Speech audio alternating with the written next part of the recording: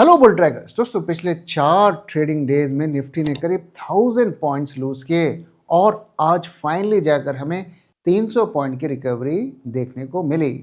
तो क्या हम ये समझें कि मार्केट ने ईरान वॉर के रिस्क को इग्नोर कर दिया है और यहाँ से हमें वापस बड़ी रिकवरी देखने को मिल सकती है, या आज का जो बाउंस था ये एक टेक्निकल बाउंस था, एक एक्सपायरी मैनेजमेंट था और इसके बाद मार्केट हमें असली पिक्चर दिखाएगा।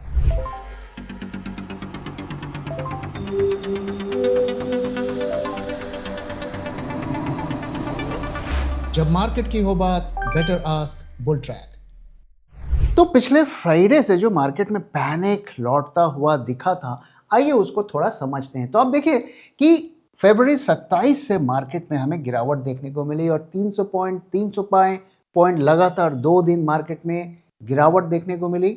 और फिर होली के दिन की छुट्टी थी, मार्केट्स बंद थे और उस दौरान वॉर में सीवियर जो है एस्केलेशन हुआ और फिर मार्च 4 को हमें फाइनल पैनिक मार्केट में देखने को मिला। कल के दिन हमें काफ़ी मार्केट में पैनिक देखने को मिली और फिर आज हमें फाइनली स्क्रीन पर अच्छा ग्रीन देखने को मिला। तो अगर हम देखें तो मंडे को इसकी शुरुआत हुई थी, जब वीकेंड में वॉर की अनाउंसमेंट हुई थी और हमें बड़ा पैनिक देखने को मिला और इंडिया विक्स जो है उस पैनिक को दिखा रहा था। 19% का इंडिया विक्स में हमें राइज देखने को मिला, जो हम 9, 9.5, 10% पे हम इंडिया विक्स ट्रेड हो रहा था।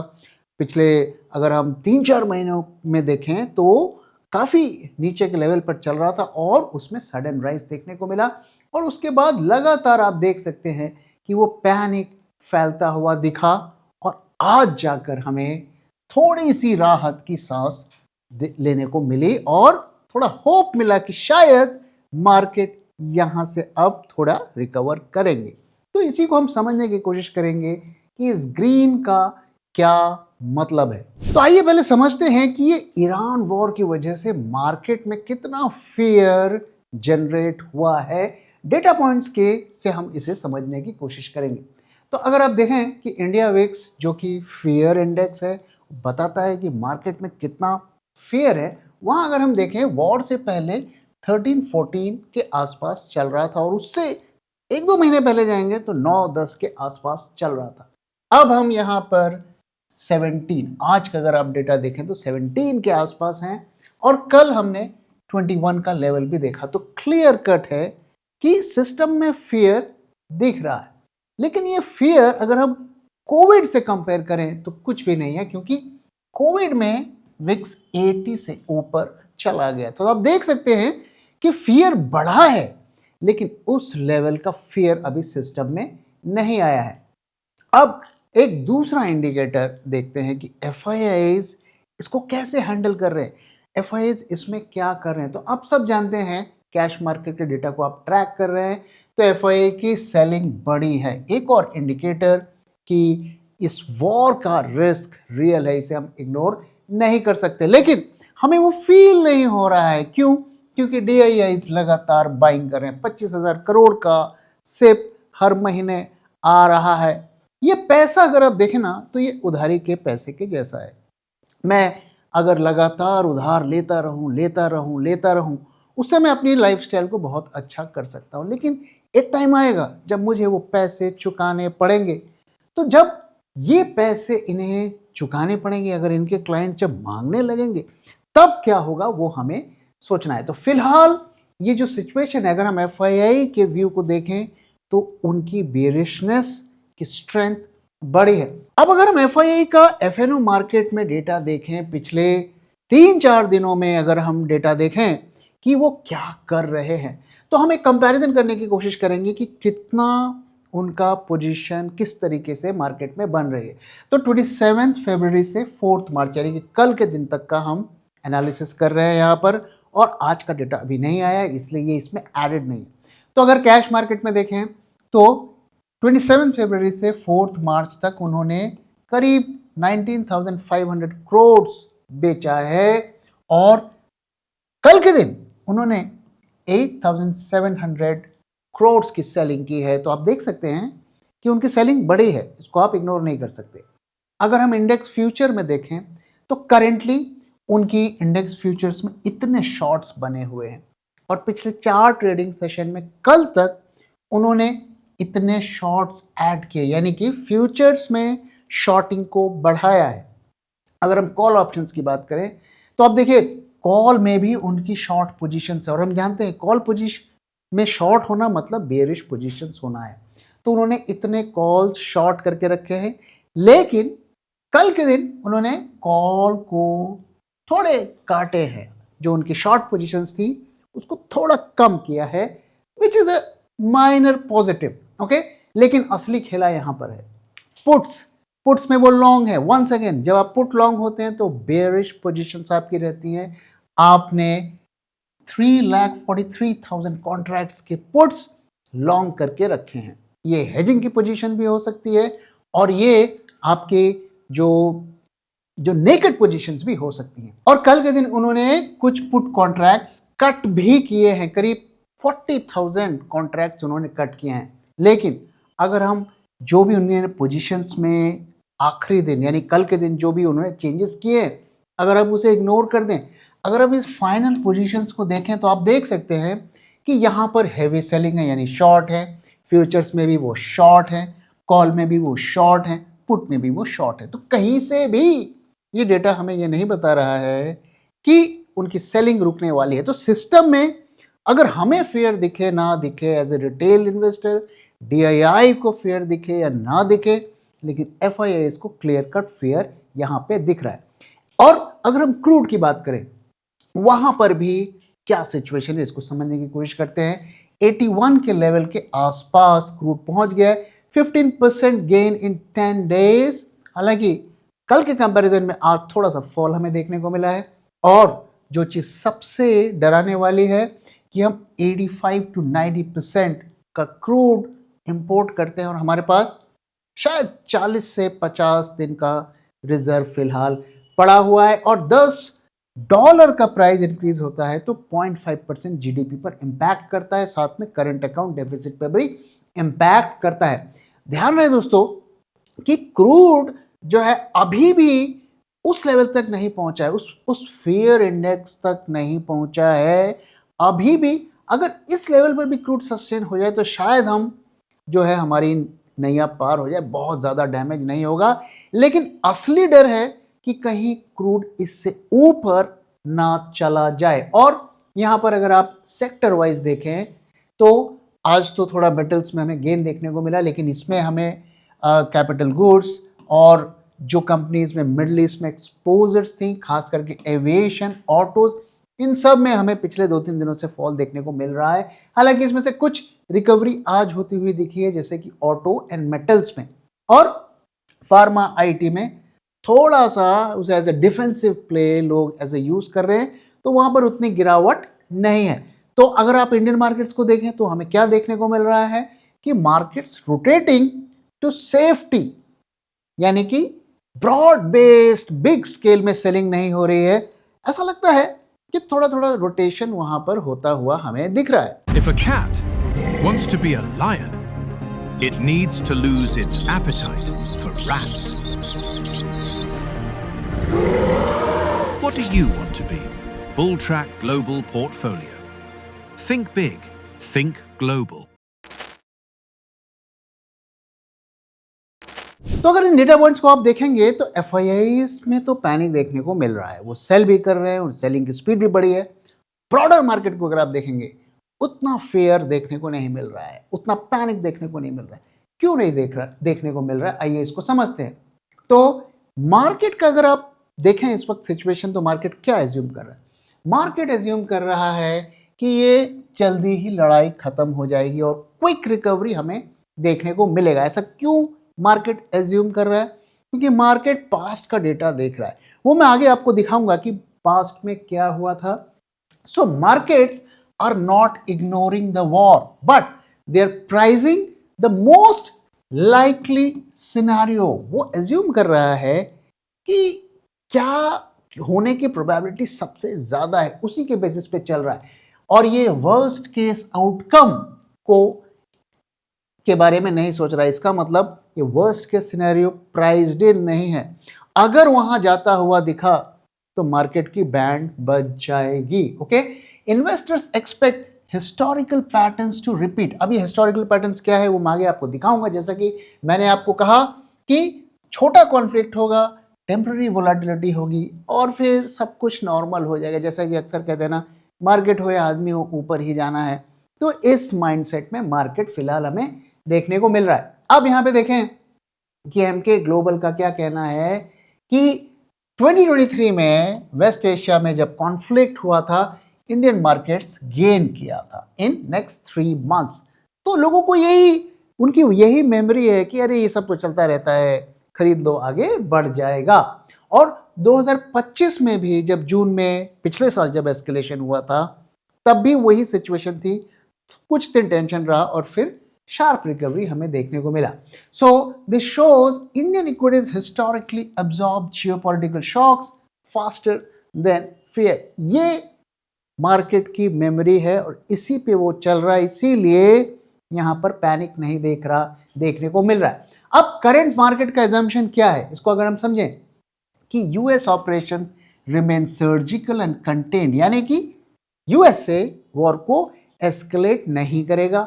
Oil stabilises after a temporary spike.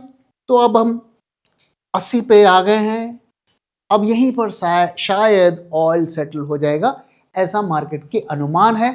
Conflict resolves in weeks not months. अभी भी मार्केट ये सोच रहा है कि ये कॉन्फ्लिक्ट ज़्यादा दिन नहीं चलेगा, 1-2 हफ्तों में कुछ ना कुछ सोल्यूशन निकल जाएगा। India's domestic consumption growth story resume. So market ये भी अज्यूम कर रहा है और इसीलिए हमें मार्केट में उस लेवल का पैनिक देखने को नहीं मिल रहा है। But hairs what the market में भी अंडर प्राइसिंग, जो अभी तक पूरी तरीके से प्राइसिंग नहीं है, वो क्या है? What happens if the war extends beyond 6 to 8 weeks? अगर ये सिचुएशन मार्केट को लगेगी तब मार्केट अपना असली रंग दिखाएगा। इस केस में क्या हो सकता है? 10 से 15% का मार्केट करेक्शन हो सकता है। Even a shorter conflict could still trigger 5 to 10% down side, यानी कि अभी अगर सिचुएशन यहां से बिगड़ेगी तो डेफिनेटली मार्केट गिरेगा। गोल्डमैन सैक्स का जो एस्टिमेट है कि 20% राइज इन क्रूड से अर्निंग्स 2% तक रिड्यूस हो सकती है।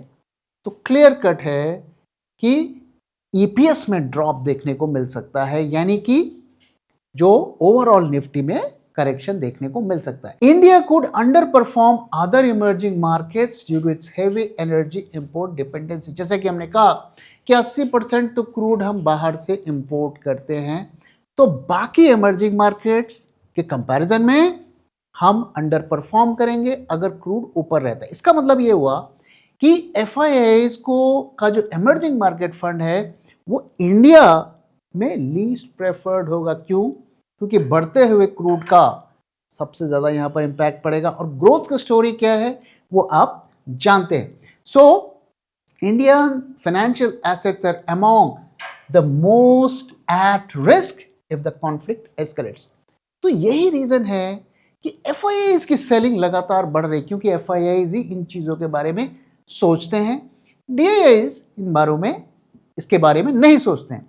अब यहाँ पर जो मेजर रिस्क क्या है? मेजर रिस्क है क्रूड। अगर वो 90-100 के आसपास पहुंच गया दोस्तों, तो वो सिचुएशन हमारे मार्केट्स के लिए बहुत ही खतरनाक होगी, हमारे इकोनॉमी के लिए भी बहुत खतरनाक होगी और इसको भी हम रोल आउट नहीं कर सकते कि फ्यूल के प्राइसेस उस केस में बढ़ेंगे काफ़ी एग्रेसिवली।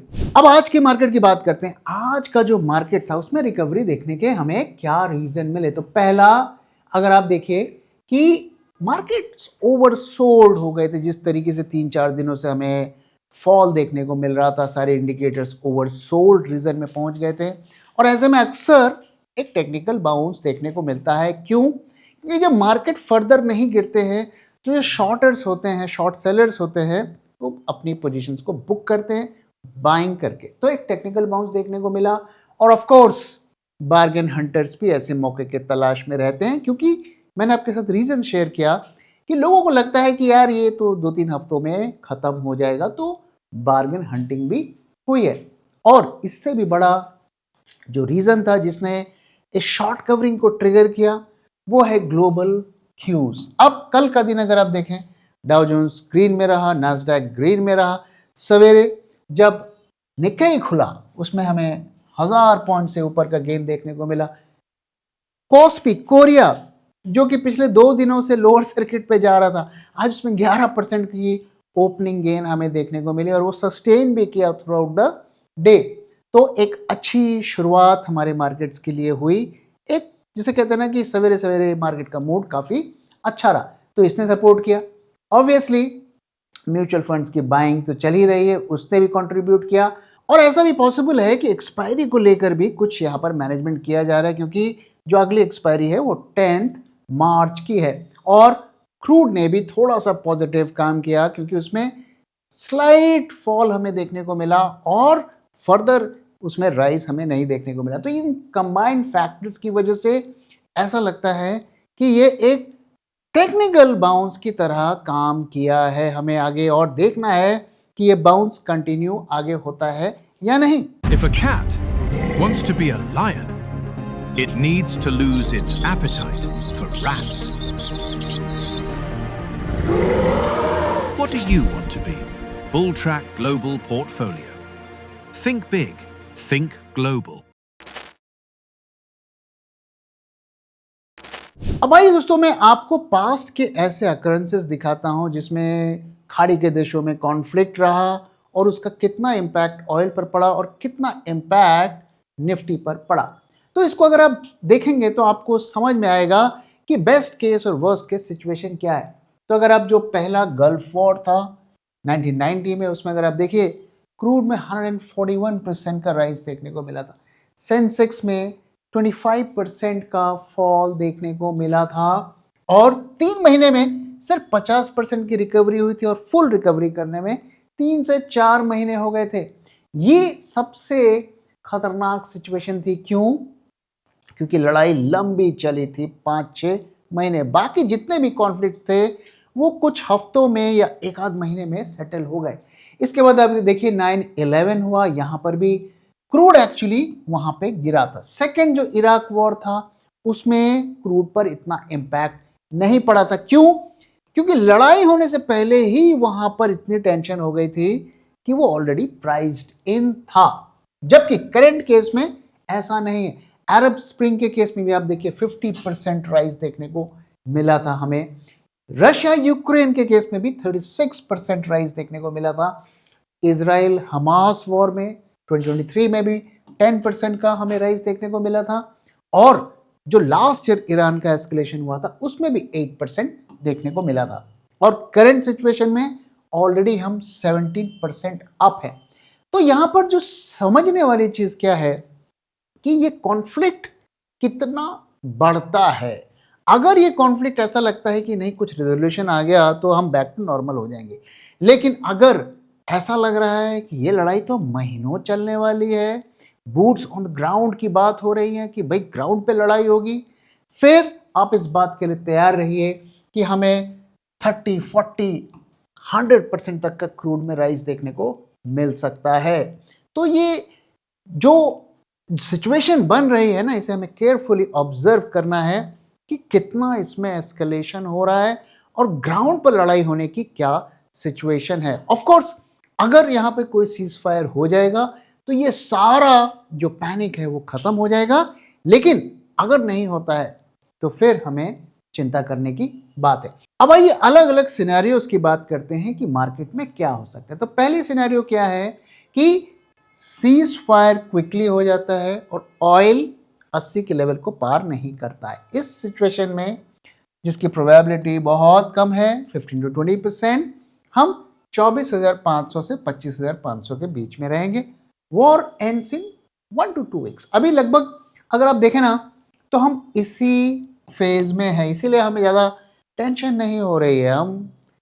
हम होपफुल हैं कि कुछ ना कुछ यार हो ही जाएगा। हर बार तो हो ही जाता है, इस बार भी हो जाएगा। अब अभी तो वॉर को शुरुआत हुए कुछ दिन ही हुए, एक हफ्ता भी नहीं हुआ है। अगर ये खिंचता हुआ दिखता है तो सीधा इम्पैक्ट इसका क्या होगा, क्रूड ऊपर जाएगा और हम एडी के लेवल के ऊपर और 90 तक भी जा सकते हैं। इस केस में हम 23,000 तक पहुंच सकते हैं। मुझे लगता है कि ये सबसे जिसकी प्रोबेबिलिटी सबसे ज़्यादा है वो सिनेरियो है, और ये हफ्ता जो है, इस हफ्ते में हमें पता चल जाएगा कि हम यहाँ पर पहुँच पाएंगे कि नहीं। इसके बाद अगर ये लड़ाई खिंचती है, लंबी ग्राउंड पर जाने की बात होती है, और ऑयल ऑफ कोर्स बढ़ के 9500 के लेवल को पार करेगा, तब हम कहीं जाकर जो हमारा इस साल का पूरा टारगेट है 22,000 का, वहाँ तक जा सकते हैं। इसकी प्रोबेबिलिटी भी अच्छी खासी है, 25 से 30%। जिस तरीके की लोग बातें कर रहे हैं और जिस तरीके की खबर आ रही है ग्राउंड से, उसमें लगता है कि इसकी प्रोबेबिलिटी भी बनी हुई है। और जो सबसे खतरनाक सिचुएशन है, जहाँ पर पाकिस्तान भी पिक्चर में आ जाता है, हम भी पिक्चर में आ जाते हैं, उस केस में जो है हम 20,000 के लेवल को भी टच कर सकते हैं, जिसकी प्रोबेबिलिटी ऑफ कोर्स अभी तक काफ़ी कम है। तो अभी हम इस सिचुएशन में हैं, और मोस्ट लाइकली अगर इस हफ्ते भी कोई सोल्यूशन नहीं निकलता है, तो हमें यहाँ जाने की स्ट्रॉन्ग पॉसिबिलिटी है। तो ये अलग अलग सिनेरियोज आप देख सकते हैं दोस्तों, और इसके बेसिस पर आप एक अनुमान लगा सकते हैं कि हम कहाँ जा रहे हैं। मुझे लगता है कि किसी भी हालत में हमें ये एज्यूम नहीं करना चाहिए कि ये लड़ाई 1-2 हफ्तों में ख़त्म हो जाएगी। जिस तरीके की आज की सिचुएशन है, जब तक ईरान खुद अपने आप से ये नहीं कहता ऑफिशियली कि हम बात करने को तैयार हैं या हम लड़ाई ख़त्म करने को तैयार हैं, तब तक हमें कुछ भी अज्यूम नहीं करना चाहिए। अब आज का जो बाउंस आया, क्या कल कंटिन्यू होगा, ये हम कल देखेंगे। लेकिन आज का जो भी डेटा पॉइंट हम देख रहे हैं, उसे देखकर हमें यही लग रहा है कि ये टेक्निकल बाउंस है। मे बी ये एक्सपायरी को मैनेज करने के लिए किया गया है, हो सकता है ये हमें ट्रैप करने के लिए किया गया है, हो सकता है ये ऑपरेटर का काम है। तो अभी मुझे लगता है कि थोड़ा हमें इंतज़ार करना पड़ेगा, कम से कम कल तक का इंतज़ार करना पड़ेगा, ये पता करने के लिए कि ये रिकवरी एक्सटेंड होगी या नहीं होगी। तो दोस्तों, इसी के साथ इस वीडियो को मैं यहाँ पे खत्म कर रहा हूँ। वीडियो कैसा लगा जरूर बताइएगा, अपना फीडबैक भी शेयर करना मत भूलिएगा। Thank you very much for watching and thank you for your time.